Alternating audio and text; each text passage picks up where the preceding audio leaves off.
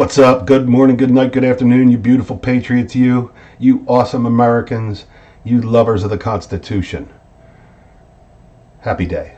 Look, real quick, I'm just going to throw this out. We need GOP to step up and start mouthing out voter ID and election transparency. And to battle fentanyl. We really need that. Now, I want to play a little clip for you. Hang on a minute. Let me just show this to you. Check this out. Most Americans agree that voters should have to show a valid ID before voting. In fact, not just most, but nearly all. According to a recent Harvard-Harris poll, 87% of Americans support voter ID. All right, 87%, right? Now, if you go through, like I watched Scott Adams, he always says 25% and under of any poll is usually goofballs, right? This went below the mark. This went to 13%. If 87% doesn't tell you right now, all right, this is a Harvard-Harris poll, 2021. So I would rather see what it looks like now, but I had to show you this. As of 2021, it was 87%, right? Laws, it's not extreme, it's the mainstream. Back with us, Rob Smith. What do you make of it? Yeah, well, Steve, the funny thing about this is that I came out as a Republican about 3 years ago this weekend, and it kind of has become this big thing. And I'm always shocked that me being a Republican is in any way controversial at all, because the things that I believe in are the things that the majority of Americans believe in. You see?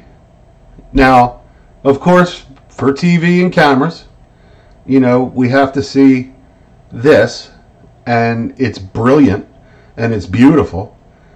But I admire this man, Rob Smith, he said 3 years ago he had a change of heart. What do? We hug, we bring him in. Things like voter ID, things like border security, things like putting America first. And when it comes to this voter ID conversation, it's very interesting that for the Democrats, there is a Democrat-run state, Rhode Island, has very strict voter ID laws, but it has been Democrat-controlled. They haven't voted for Republicans since 1984. You see? So Democrats are not really worried about voter ID laws in the states that they control. It's only in the states that they want to control more. You see that? That's why we got to fight. That's 100% why we have to fight. All right, so do me a favor, follow me, on my Twitter, on my TikTok.